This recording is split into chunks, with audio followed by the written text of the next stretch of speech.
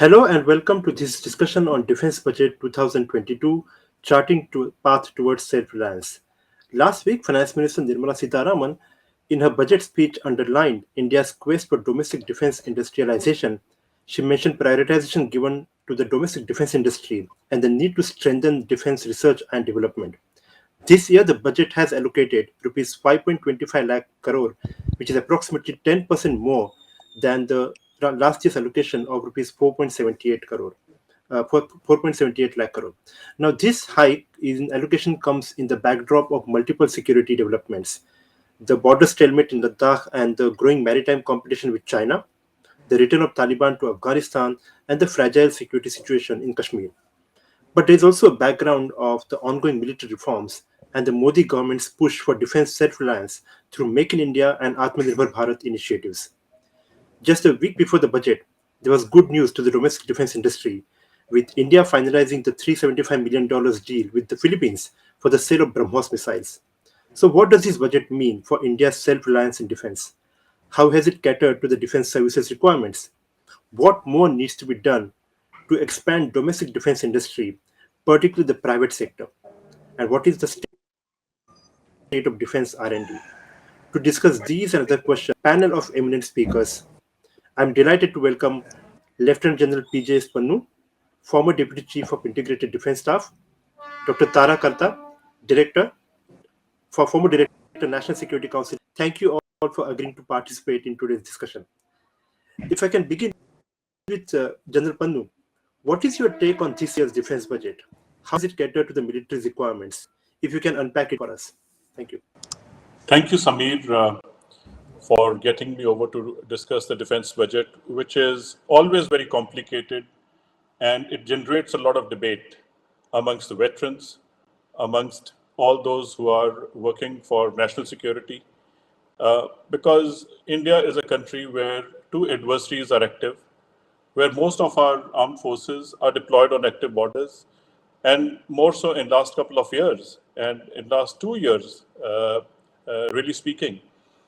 Chinese have shown belligerence with additional deployment of troops, and they have tried to push around our own military on the line of actual control. Many times it was seen that war was imminent, as also Pakistan and Afghanistan situation is a very complex issue, and everybody understands that AFPAC area is the most dangerous area in the world. So really speaking, with Indian Ocean being now in the interest of the international community as the Indo-Pacific, the Americans are here. We are, because of the threat or even otherwise, the Quad was a grouping which was working together in any case, but then there have been increasing talk of militarization of Quad, which has not been formalized, but the multinational exercises of all the three services have happened. More in the Indian Ocean, or even special forces and ground troops have also worked together. Also in our neighborhood, the situation in Russia and Ukraine, where China is also a part stakeholder, is also causing concern. And pull-out of Americans from Afghanistan, where Chinese have shown increasing interest, have also forged in deeper military relations with Pakistan, and therefore CIPIC corridor has become more of a military corridor from the security point of view. As a result, when you look at the budget now, most would say that you should not compare with the past budgets, because in past, you could say that it was business as usual, but last year and this year's budget should not have been business as usual. And if that is a comment, then it is everybody's concern. But also, I think sometimes I feel defense budget should not be taken in isolation. There is nothing which a person can do. The security, that is the threat, which comes not because of your own making alone. It comes because of external circumstances which get developed in the world. On the other side, the COVID pulled the economy down. There were supply chain issues. The industry faced a problem. The GDP went down, shrinking individuals and institutional and industrial income and the corporate houses were making much lesser. The income tax, or even the revenue, all the taxes were collected later, and also were not available for the government to spend immediately. The revised budget last year saw much more than it was the BE. So as a result, if you start looking at it, I think last year's budget had to be a quick fix with what the Chinese did on the line of actual control. But what is important in this budget is not the figures alone, but I think out of the necessity, which India should have actually taken a note of much earlier, that we have to stop being the importer of arms. We are the largest, and if Saudi Arabia has imported more, well, they have oil economy. So I don't want to make any comparison to Saudi Arabia, but I think we have been the largest importer of hardware because we don't produce much at home. So if there is a push to the domestic industry and the defense industrial complex comes up, I think over a period of time, most of our defense budget, if not all, would come from the export earnings in the defense sector. Uh, and if we can make our defense industrial complex strong, the export earnings from the defense sector will largely be able to service the defense budget per se. So I think impetus has been given to the improvement of corporate health. The Ordnance Factory Board also, has been actually a big drain, uh, producing useless equipment at a very high cost. And in the field, well, it was much inferior, and the military always looked outside. The Air Force and the Navy both are platform centric, capital intensive services. They have to match up with our adversaries, and that too, collusion between Pakistan and China has necessitated that even Navy and Air Force should be given a large chunk of the budget. While the army is deployed on the border, the army's budget is relatively lesser. So we can keep discussing this. So I suppose the budget has been given, which seems that this is what the country can afford, this is what the economy can give. But I think the security situations demand much more. But I would not say where will you get it from when you don't have the money. So I suppose two sides have been met in a manner that we can keep discussing, that it does not meet our national security requirement, because usually we keep saying it should be 3% of the GDP, but never in last 75 years it has gone above 3%, except on two occasions. One is during 62 war, and one is, I think, in 1986. It went to about above 4%, but largely it has been between 2 and 3%, or closer to 2 rather than 3%.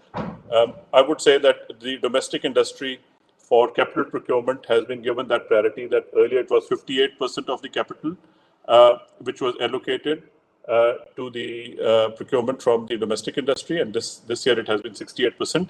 But that is another matter whether the local industry can provide for uh, the kind of equipment that the military is demanding, well, which is what we can discuss, I think, later during the course of our discussion. Thank you, General Panda. Of course, we'll return to that question. Dr. Tarakarta, if I can come to you now. You have written a lot about India's policies vis-a-vis Pakistan and China. So, how do you look at this year's defense budget, and how does it cater to fight the war? So I agree with entirely with what General Pannu was saying, that we hope to have a far more robust defense expenditure this year because of circumstances surrounding us. But the fact is that the grand total for the defense of this country comes to nearly 15% of total central government expenditure. That's a lot of money.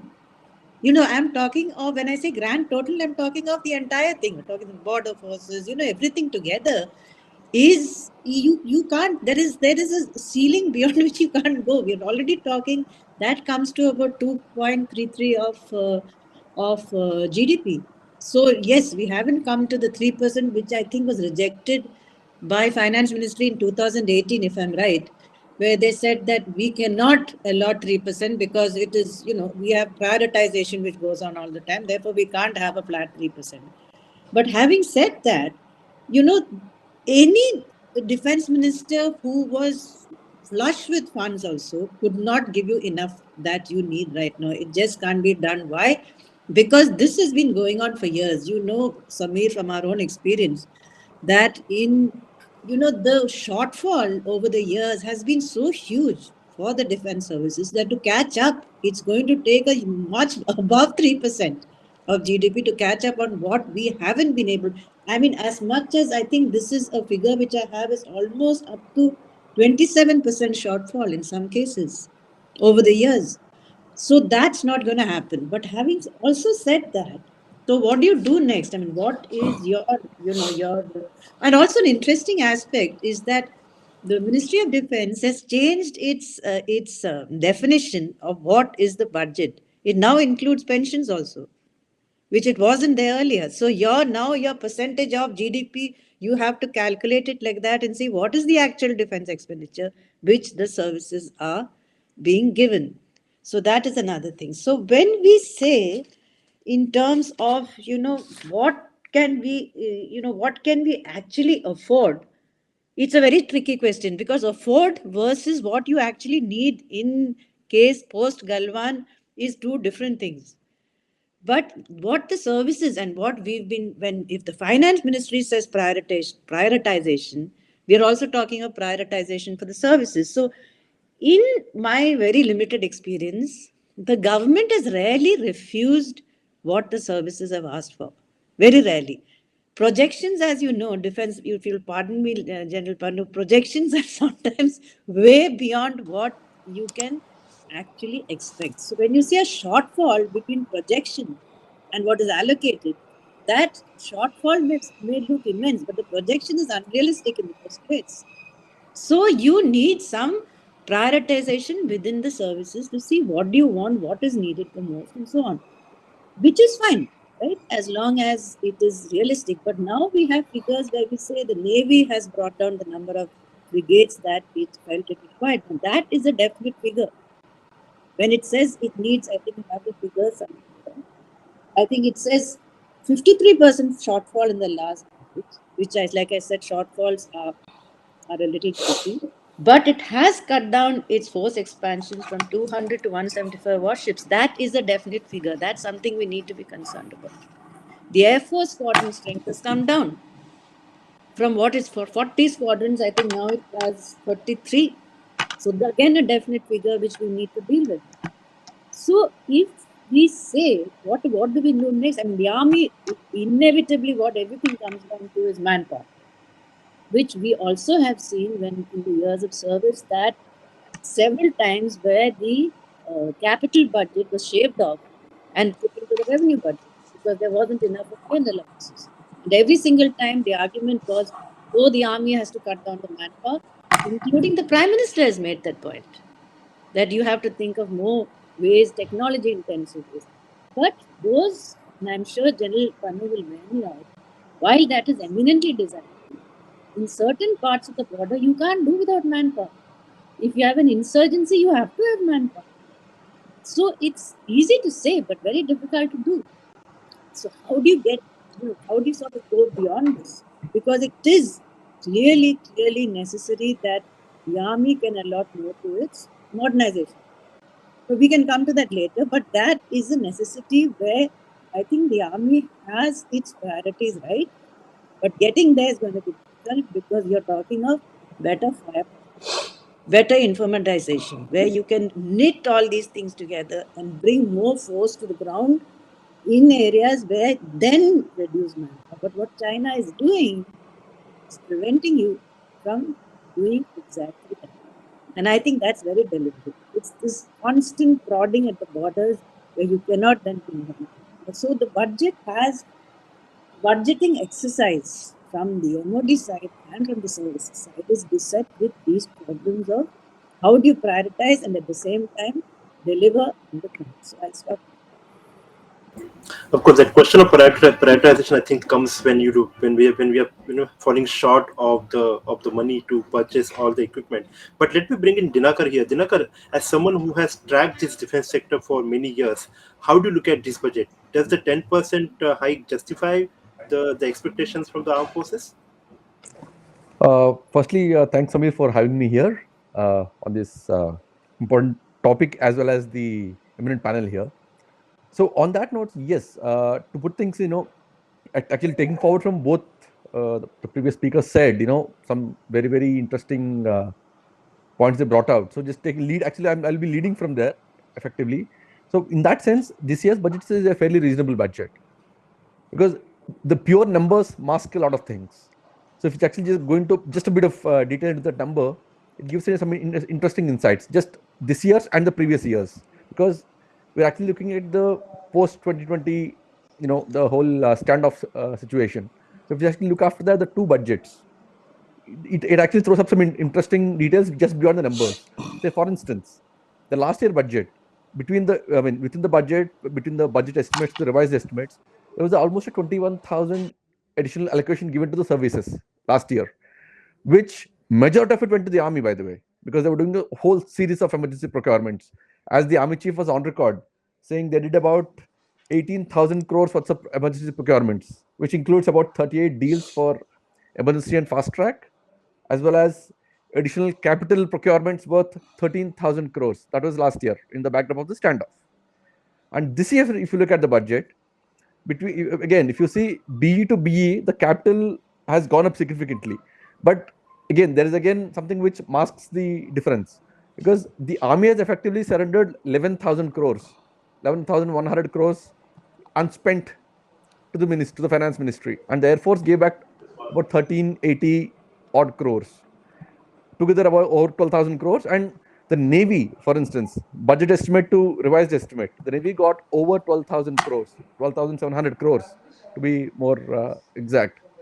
So again, year on year, both the years, the services got additional 12,000 crores. But last year it was the army which got it, this time it's the Navy which got it. One. Two.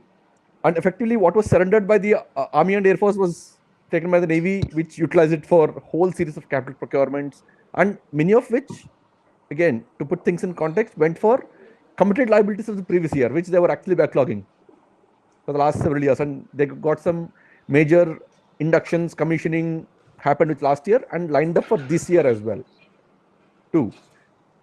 Again, in the last year budget as well, in the year on year estimates, the Navy again got a significant hike last year, one of its highest hikes in recent times, and that continues this year as well, both from the budget estimate to the revised estimate, as well as year on year budget estimate to the budget estimate.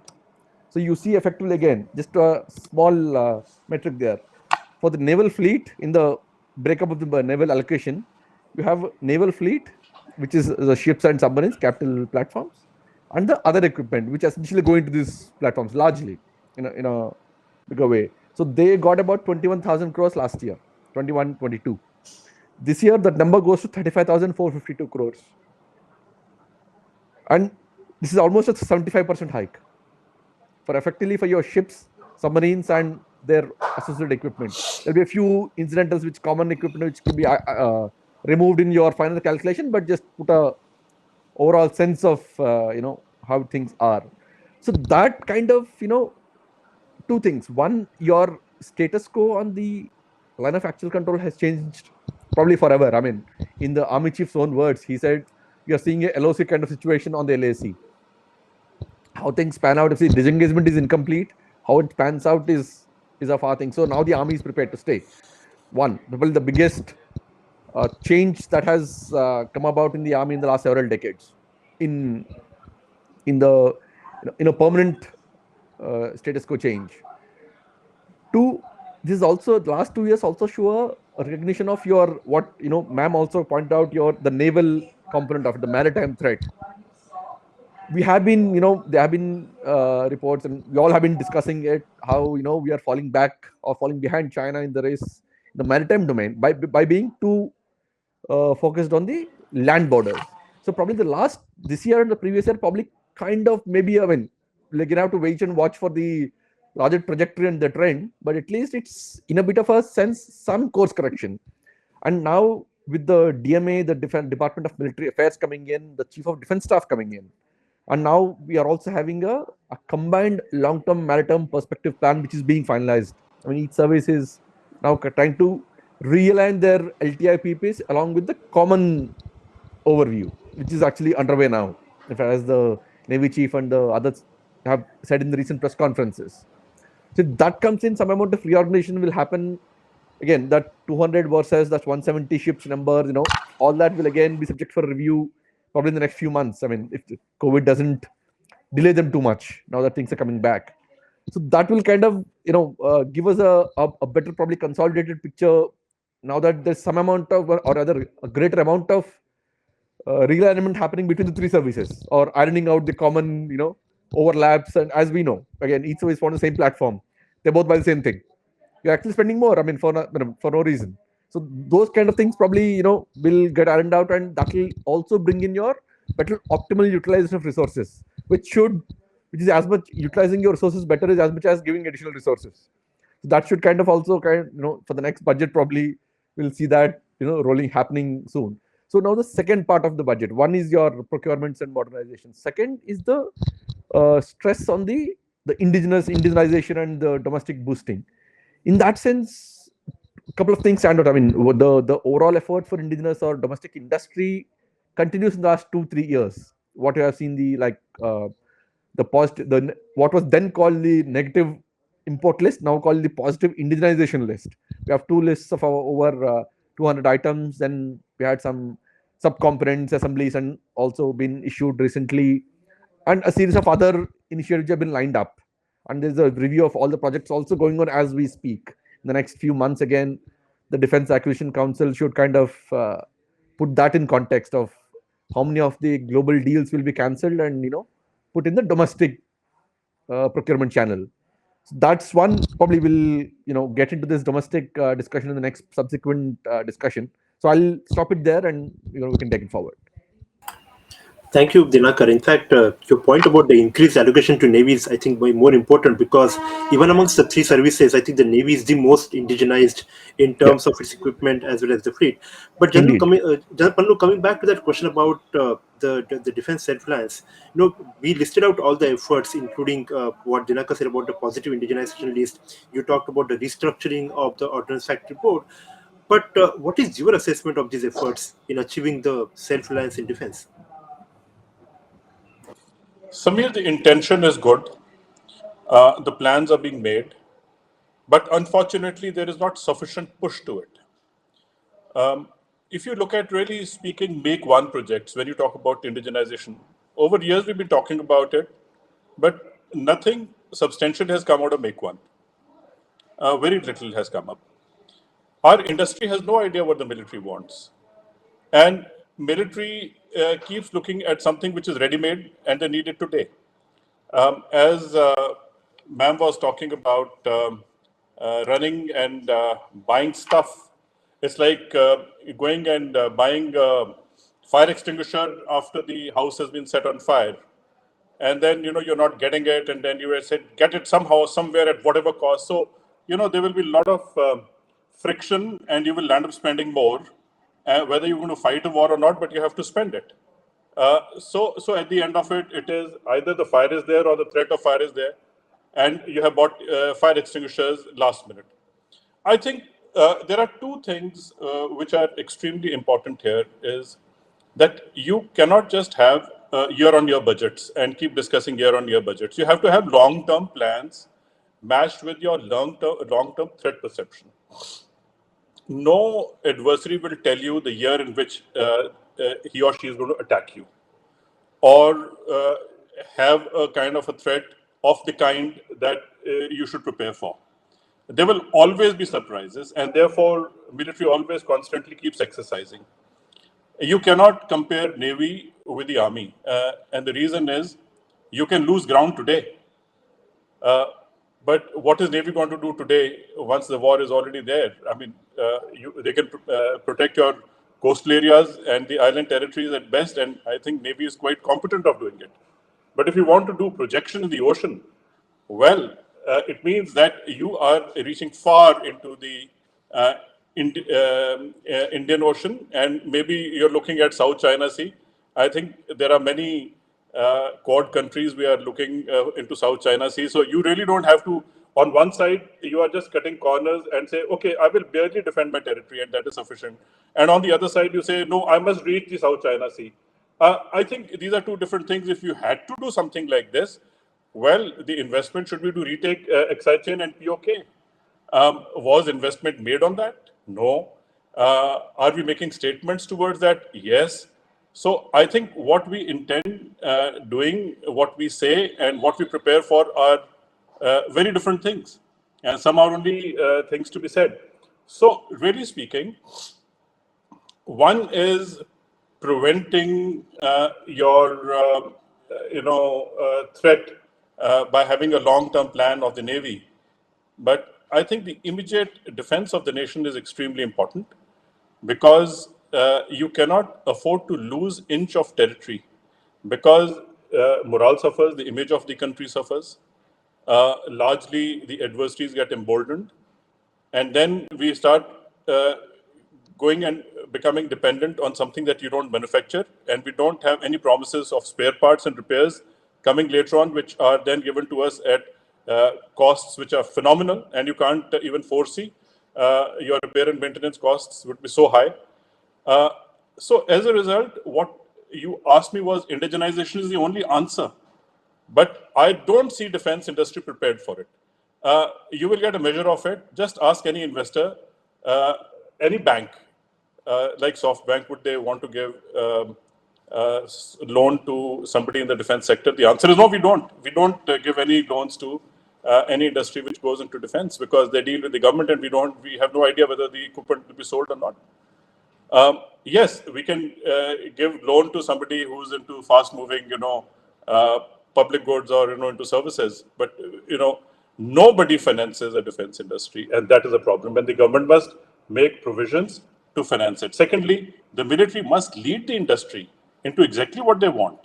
Uh, Spending money on outdated stuff given by the Ordnance Factory Board for years together was buying a faulty insurance policy, which is consumes huge amount of premium, and yet you meet with an accident and land up in jail. So he says, "Oh, I got a very expensive insurance, but the provisions were not sufficient to cover all that I will have to pay for." Uh, as a result, if you really look at the negative or the positive list, uh, I think largely what has been given out, it all goes to the DPSUs, largely not to the sunrise industry or the private industry. The negative positive lists really are meant for the DPSUs to give more and not privatization. I think we need to really understand if we have to go ahead in providing for from the private industry, we have to invest in research and development. DRDO has to partner with them. We have to finance them. We have to make sure ultimately that we earn out of exports to service our defense budget. So the limited defense industry capacity also means that we do import a lot of stuff: drones from Israel, Rafales from France, S-400 from Russia. But Dr. Kartha, looking at that particular relationship, India-US defense relationship or India-Russia defense relationship, how do you look at those relationships evolving? Because there is also the thing that we actually get in the crossfire between these two countries' own bilateral relations, which also affects our own defense preparedness also. So how do you look at that particular aspect? And also, can we completely wean away from Russia? And I don't think we should wean away completely from Russia. I mean, I would most definitely oppose that because to be dependent on the US is not the ideal, sort of a thing that we've seen in the past. But however, if you look at the Navy, look at the extent to which, when you're talking of a budget, you tend to think of it as a zero sum expenditure. It's gone down the drain and that's it. But look, the Navy, that money is going to shipyards, it's going to sail, it's going to a lot of industry inside. They're already indigenized. So it is actually a driver for the economy, for the Navy. And you were dependent on Russia. If you remember the Ukraine company, which we were completely dependent on for our engines, that is all over. That's all past history. So right now, in that respect to your question, one is the fact that indigenization is a real thing with the Navy. Second is that it's going to our industry. And third is the question of now the new engines, the gas turbine engines are coming from the US. And these are GT. I think it is General Electric engines, which I've been told by the Navy is the best engines you can ever think of. So where it is useful to you, definitely turn to where you can get the best from. But in that, the Navy has a long tradition. As you know, the Design Bureau, I think, started way back. I mean, I don't know. It's probably about good 20, 30 years old. The Army's Design Bureau has only just begun. And I'm sorry, I hope I don't offend. It's going nowhere. Right? But not because there are unintelligent people there, but because the system doesn't allow this indigenization to happen. And I'll give you an instance. For example, IDEX. IDEX was launched with so much of fanfare. It's an excellent idea. But what is the problem there? It is backed by MOD. But if you have a kind of intellectual property rights, DRDO has a buy-in on it. Now, as someone who produces something, why should I give it to DRDO? So the way things are structured, that is one. I mean, there are lots of things going wrong with IDEX. I think the figure is it's been 7, 8 years and nothing has come out. Nothing has come out from there. The funding is limited. They give it initially, the initial funding which is given is so limited that nobody wants to come. And what General Pannu said is absolutely right. Private industry don't want to touch government because they know that it will take ages. By the time you fill 150 forms, you're already done. But this is why did they bring in the DRDO in a rights offer? It is completely unnecessary. The services should have a say as to which project that they will back and how they will back it, and let them have a learning curve on that. It's not going to happen overnight, but that's how you learn. But don't bring in DRDO. Another thing, what I also wanted to say in this regard, is that you'll find it very curious. The moment you give, you are trying, right, to get people from outside, to have these platforms which will bring in talent from outside. But the moment that platform is linked anywhere to government, it starts thinking exactly like government. And I'll give you an example again, is the Society of, I think it's called Society of Indian Defense Manufacturers. Very good idea under the CII. What has it done? Why? Not because again, they are excellent people there.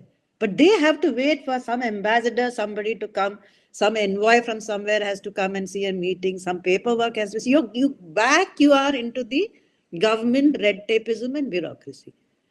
So and believe me, other countries are not going to wait for you to start signing protocols and start making a secretariat. They don't work like that. You have an idea, you sell it, and you go ahead. So the IDEX has to change itself. That is our point number one. It has to be simplified and it has to be made attractive and completely free from government bureaucracy. And you and I know, Samir, inevitably there will be somebody from X service who will come and say, no, this is a security issue, therefore we can't. No, that should not be allowed. Because the moment you say this is high security and then you stall it, because each ministry wants to protect its own turf. You see, so because you don't want to jeopardize your chair. So you will say, no, this is, we can't allow this. So you are nowhere. So unless any indigenization or any innovation structure has to be only very loosely tied to the government system and to a single service. Or never mind, okay, all three services, since you're now together. But nothing more than that. It has to function outsourced and function like a full-fledged profit-based private industry. So I'll stop there.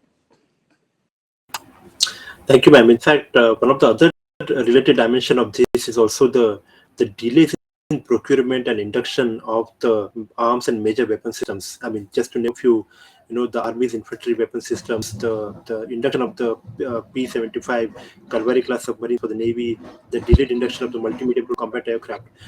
In fact, in 2016, the Vice Chief of Army Staff had said that almost 68% of the army equipment was in vintage category. Dinakar, what do you think, is the fault? Where does the fault lie in this particular situation, and how do we can rectify this? See, one, quite a few things have already been, talked about. So on this particular aspect, see, again, the traditional, we have been revising the DPP, or now as it's called the DAP, Defense Acquisition Procedure, and we keep saying, it's cut down time, etc. I mean, so many, yes, and with all good intent. But that said, as you rightly said, the big deals, I mean, which through the, otherwise the normal DAP program, not government to government. They're still getting the same, and because of which, say for instance, if you actually see the last few years, the biggest deals signed are the intergovernmental agreements negotiated through a government to governmental deal or emergency procurements. Now we have quite a few categories of emergency procurements. In fact, post Balakot, there was an emergency procurement category for vice chiefs, under which they could just go and buy off the shelf anything up to 300 crores, which will be delivered in 6 months. Delivery start in 6 months, completed in 1 year. So that has actually become a route, to get things which are being stuck forever. So unfortunately, I mean, that actually speaks for you of how which part of the system is working. I mean, the unfortunate reality is that. So see, that's one tangent to it. I mean, we have been giving too many prescriptions on it for a long time. But the point is, see, it's not just about one issue, one stage. The issues are at different stages. For example, one classic example. I mean, it's probably just on the verge of being cancelled now. We are still waiting for a call on it. The K-226T utility helicopters from Russia. It was, in fact, the irony is that it was announced as intergovernmental agreement by the two heads of state, by the Prime Minister of our country and the President of Russia, more than 5 years back. In fact, our Prime Minister even said that this is the first deal under Make in India since we have announced it. It has not been signed till date. The reason? Simple. The RFP says the joint venture was set up. The RFP, the document, which is the abiding document to go ahead with the deal, which was issued by the MOD, says 70% indigenous content. So again, there are arguments on both sides, which has tied in knots and more knots. So the proposed indigenization plan, I mean, so again, just to put the record straight, 60 of them are to be imported directly from the original plant in Russia. 140 to be made in India, to be built in India in phases. And indigenization content is supposed to go to 70% sequentially. But the proposed plan goes from 3% to 15 odd percent, then some other percent. Eventually, for the last batch of 10, 20, 30 helicopters, it doesn't even touch 70. It goes to 62.7%. And that's why it's stuck for the last 3 years. It's been going in knots and knots. They revise the percentage, methodology, and it's just stuck. You can't withdraw the RFP. You can't modify it. Again, it needs a waiver. I know the whole thing. Now it's on the verge of being, it's also actually on the list of all buy global deals being reviewed by the DAC. So we have quite a few others. So it's not just one, one issue. There are the sequence of issues. And yeah, quite a few deals get stuck in the CNC stage. I mean, if you want to put one issue there, one is the issue of the RFP stage, the other is the CNC stage. CNC is in cost negotiation. We tend to go in loops for quite a few deals. Bids collapse, you keep going. So that's an endless loop. The other is the RFP stage, like your 75 India, yeah, and quite a few deals, in fact, not just one. You have been analyzing, then again changes. So, and see, on that note, one important point on that aspect. The requirements keep changing, your numbers keep changing. Again, a classic case. The Navy's 57 aircraft deal for carrier aircraft. It was issued, the tender, the A1 was, the RFI was issued, the process has gone forward, RFI was issued, responses were received for 57 aircraft. Now, after the LCA Tejas, now DRDO has pitched in to develop its own aircraft. Then suddenly, obviously, if you take 57, you don't need that anymore. So now you have to, somewhere cut down the number and reprioritize the whole thing so you can accommodate the aircraft for the future as well, because eventually you'll get a third carrier at some point of time, and the replacement for Vikramaditya, not a third carrier. So that that going in, that short-term planning, as the general pointed it out, going from one budget to other budget, too much short-term, and then something else comes in, then you again and revise and plan. So you're not just the 57, your entire economy of scale has gone. Your numbers has gone down. Your number is going to probably 26, 24. The viability of that also has gone down, right? It's the same situation. Say, if you can put in context, your Rafale deal. Rafale, you spent 1.3 billion euro on R&D cost alone for 36 aircraft. Just 36. You created two entire bases, trained men, fighter, pilots, technicians, everyone for just 2 squadrons. So that it has its own spiraling effect of in terms of cost and maintenance issues. But now you can't get more. You are actually given in a way looking at the same scenario unless you go for a common aircraft along with the Air Force. So it's a what do you call chicken egg problem. And two, on the indigenous effort, which again was uh, raised by both the speakers. So the other is there is no indigenous R&D. How many companies actually invest in the R&D? Yeah, Bharat Forge has done something, Tata has done something, but again it remains in silos and bits and pieces. For example, again, last year a deal was signed. Early last year, a deal was signed by the army, 118 crore deal for infantry vehicles. In the backdrop of the standoff, it was tested in 2020 and 21. A few vehicles were tested of several companies, Indian companies. A deal was signed finally for 27 vehicles.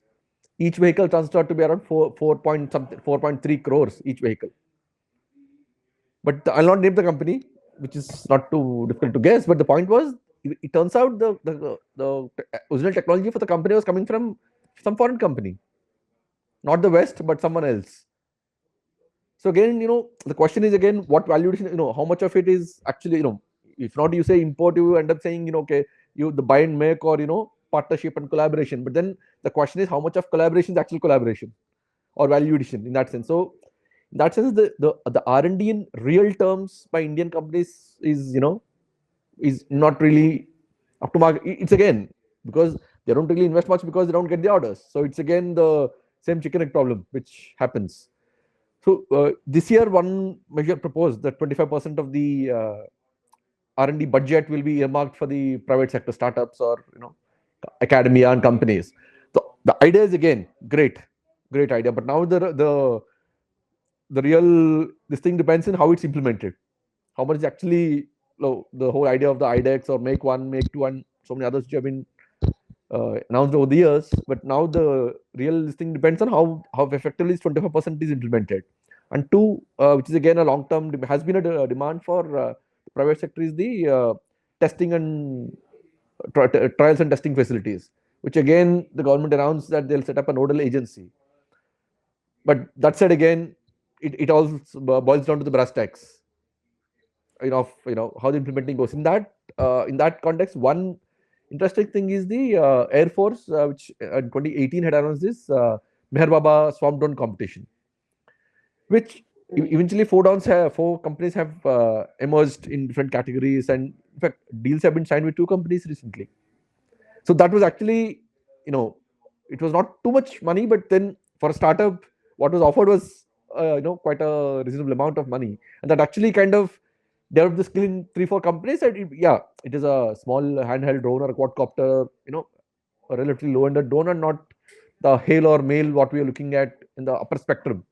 But that said, this is definitely a good impetus of, because startups, I mean, which again for all some of the reasons elucidated earlier, do not get. I mean, there are still limitations for them in accessing, say, capital or bank capital guarantees, and some things have been done, but there are still some bottlenecks which to be addressed, because the technology, what do you call accretion or development, actually to niche technology, so to speak, happens in the startups, which many a times we fail to recognize.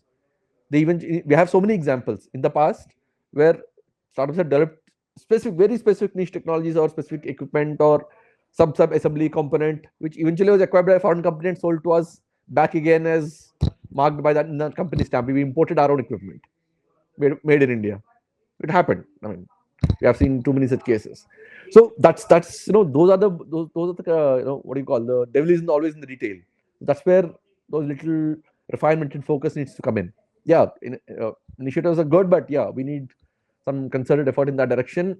Also to fully utilize the current, say, R&D, the budget allocated, rather frame the rules accordingly so that it actually benefits. I mean, Meher Baba competition is probably one. I wouldn't say the perfect example, but definitely you can build up from that further on. I'll just stop there. So Okay. Thank you, Dinakar. In fact, quickly out of the time, but I just also want to discuss the point raised by Dinakar about the entire system of defense innovation and R&D. And Dr. Kartha, you have also talked about the greater role for military in the defense innovation. Do you think we are doing enough on that front? No, that's what I just, said that, the models which we're looking at, like Dinakar said, is getting bogged down again in government red tape. But I'd like to make one also aspect which Dinakar pointed out, which I just wanted to add on. R&D overall in India is very poor. Even if we're not just talking of defense R&D, we're talking of R&D in any area. We had that, I remember meetings with various automobile manufacturers where they came with complaints and we asked them, how much do you spend on R&D? The answer was, well, nothing much. So that is something because private industry and defense industry, you can't draw a wall. It has to be interrelated. That's one. Second, I want to make a suggestion to ORF. Please study why the Ambani shipyard failed. It went bankrupt. What was the reason? There is The Pipavav shipyard. Yeah. Why did that happen? So if you can take that as like what he said about the one as a success model and one as a complete failure, you might arrive at reasons why that happened, because orders, the same reason, my guess is, apart from other reasons which we don't know, is that the list of the order books are not filled up long enough. You don't know what is going to be ordered, say, 10 years from now. And the shipyard doesn't work on 2 year and 3 year cycles. It works on very, very long cycle planning. That's the thing. In terms of, indigenization and reaching out to our, the diaspora outside, I think that's also important, because these are, I think there was a post recently about Indians, of somebody who has created Google, someone who has, there are so many Indians involved in such huge amount of technology change. Why aren't we reaching out to them? Let them liaise with whoever they want inside this country, and you can offer them some modest funding and then carry on from there. But the again and again we come back to the same problem, is that the moment the system breaks into this process of, it should be a business to business model where people talk business. Okay, this is what I want, this is the profit, this is what we want, and not niceties about protocols and things. The moment the state starts including into that, it usually comes to a stop. And that is why I said, study the model and see where, at what point in the conversation does the state have to walk out of the room. That I think is important. You have to be there, but at what point you leave and say, okay, now you get on with it. Thank you, ma'am. Jadar Pannu, coming to you, you have spoken about military 4.5 and the fact that how technologies such as quantum computing, AI, blockchain will fundamentally change the nature of the warfare. And we have seen the conscious effort by some of the countries like China to master these technologies. How are we faring on that particular front? In fact, Samir, I have this book on my table which I wrote for the USI, which talks about the role of niche and disruptive technologies in India and war fighting capabilities. And when I was writing this, many times I had to stop and rethink. It actually scares me when you have to fight a future war which is entirely based on digital platforms, going autonomous. And then Dinkar was talking about, buying helicopters from Russia or from some other country, and then somebody else jumps in. I don't know why the DRDO should jump in after the RFI. I think they have to be much ahead of RFI stage. It's like saying, the moment RFI is out, it's like advertisement is there and say, hey, I can make it. So the whole thing goes back to nothing. But what is important is that today, the communication between platforms has to be ubiquitous. It has to be interoperable. It has to be secure. Now, the American systems are talking to one another. The Russian systems are talking to wherever. The indigenous systems are not compatible with any of them. So how are we going to fight a smart battle when there is no interoperability and there is no overall security? The drones are imported and they are speaking on a different frequency, and there is a different OEM working on it who doesn't want to share any algorithms with you. So as a result, when you talk about network centricity and system of systems, and this is where we are headed as far as the global warfare, future of warfare is concerned, we will have some imported and advanced platforms, but still they will not be able to fight a cohesive battle, which is digitally part of system of systems, or you have a common operating picture, and you will find that one system can actually compromise the other system because when the chipsets are not yours, the supply chain infections will cause huge amount of distrust in the imported systems. How are we going to fight a war? And when we were talking about startups and innovations, many startups have come and packed. They have folded and gone. You know why? Because the DPSUs want to say, "Oh, you subordinate. Please give us what you have, and the contract is ours. You can join us or get subsumed here and go away." Unfortunately, it has happened that many startups in the space industry have actually folded and gone into communication. I still do not understand where we produced our own NAVIC system, which was supposed to be an indigenous navigation or the PNT, as you say. But we go and sign something with a Chinese company. Uh, it, I mean, China's Baidu does not entertain any private industry to partner with it. Uh, Last, you can expect a foreign vendor to partner with their Baidu system. The systems will get compromised. Uh, and I think somebody was mentioning here that uh, the last minute deals are cancelled because ultimately it was not indigenous and it came from a country sourced from a country which was not trustworthy.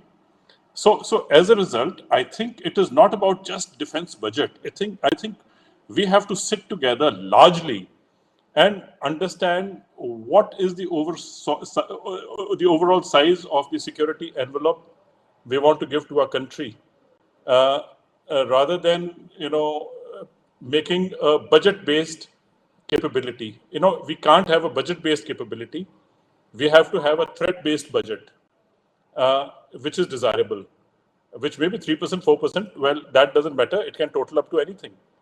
Unless we have a threat-based budget, and then we have long-term projections as to how we need to build our security system, we can cut a cloth accordingly, manufacture a cloth accordingly, and stitch a whole suit which will look compatible on our body. Otherwise, it will be a big patchwork. And unfortunately, I find we are headed for a very, very big patchwork. Now, you spoke about military 4.5. This was only a prelude to it. Military 4.5 is nothing that today, as far as future warfare is concerned, the industry is sitting at industry 4.0, which is information warfare. We are into digital and smart systems. The military has to work half a notch ahead of industry 4.0 and look at systems which are half a notch ahead and then tell our industry what we need. In fact, I was sitting in a very interesting debate where the SIDM was asked, "What do you have?" And the SIDM asked the military, "What do you need?" None of them told anything in return. So the military doesn't tell what we need, and the industry does not tell what they have. So therefore, they could keep going around, um, around in circles. That is a problem. Also, what also bothers me a lot is that the capability of the industry is not known because, really speaking, the defense industry complex doesn't exist. You have defense corridors, but who's actually laid out what will happen in a defense corridor? What kind of a system do you want to bring? What kind of a system do you want to overall build? What are the integrated theaters and the equipment that will configure and make them interoperable? None of that has been spoken about to the industry. And as I said, that an industry doesn't want to uh, go into untested waters. They want to make money, they want to make profit.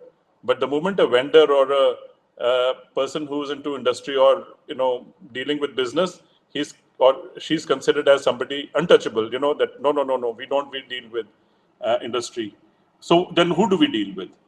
We have to deal with providers, and providers then will come from outside, and then this patchwork thing is not going to work. So I think this discussion is much beyond just the defense budget and giving money to buy, but I think how do we configure a whole system of defense procurement, and how do we tailor make for our own war fighting is extremely important. Otherwise, adversaries are going to really give us a rough time, because if we don't have our own backing, our own systems which are private, and our own R&D, and I think a lot of good points were made by Dinakar also, that our R&D is not just DRDO and ISRO, our R&D is also private sector, because ultimately the niche technology will come from the private sector. Thank you, Chandra Pandu. I think in the last 50 minutes we have covered almost all the dimensions of this with very thorny issue. But I think three things I think are very very important in terms of takeaways. Rather than taking a yearly view, we have to take a very long-term view of our security scenario, and accordingly devise a threat-based budget, which will actually take into consideration the joint capabilities and a pan service view. And there needs to be like a much more interaction between the services and the industry. I think those are I think really important takeaways. But just as before ending the discussion, if I can ask you, like, each of you to make a 30-second closing comment, starting with Dinakar, on what should be the top priority for India's self-reliance in defense. So starting with Dinakar, then Dr. Kartha, and then Janapan. Dinakar? See, for this, to be very brief, this has two aspects to it. One, the services side, find what they need, say, to fight today's war, tomorrow's war, and say in the long term, prioritizing and making it out. Two, from the government side, saying, okay, now that you have said you need this, now how do they kind of try to fit in the entire framework into which fits into that capability enhancement or capability building? There are two different things which you actually need to juxtapose. Say, for instance, just very quickly, there has been a lot of focus on increasing the defense exports in the last few years. And Philippines, as you mentioned in your opening remarks, the first export out of BrahMos came from Philippines, and likely the second one was also going to come from Philippines for the Philippines Army and a few other countries as well. But the irony is, it turns out that we don't have a full-fledged defense attaché in Philippines. Our defense attaché in Singapore officiates as the attaché for Philippines as well at the moment. And the file to increase defense attachés in many countries, for the last 4 or 5 years I've been tracking it, it's been lying there. Because each service says we want more attachés, someone says, no, you can't have your bigger share, whatever, a whole range of things, or MEA, MOD and MOD finance, entire thing, it's stuck. So, it looks seemingly far away, but they're actually very, very intricately connected. And similarly, one on the security aspect of things. What General Pannu mentioned, the ISRO and the Navik, predating to that, what the incident he mentioned in 2018. In fact, I just happened to be that event. It was a grand event by an Indian startup which said we are making Navik modules for automobiles, beginning with automobiles and everyone else. So I was there. They gave a grand release, and when I took out and read the details, it turns out the module was fabricated in Switzerland. The quality control checks were all done in Shanghai, and they were just packed and imported to India and branded as Make in India and sold. So, where is your first Make in India, and then the whole security dimension to it? So, in the rush to do it, we tend to fall prey for these things, which is not just about building system, but also has a huge security dimension to the whole aspect of it, as both the speakers have pointed out. So there, these are all the aspects we need to factor in, and then make a consolidated plan of action. Great. Thank you, Dr. Kartha. Very quickly, I think the most important thing is that the three services need to sit together and decide what a future war is going to look like, including the nuclear dimension. So far, we've been planning without. That doesn't mean reducing the control over nuclear weapons. It means planning with the nuclear capability in mind, and then prioritizing which are the areas you need urgently together. That is the most important thing, because as far as I said earlier, it's not that the government has refused you money or interfered in this prioritization process.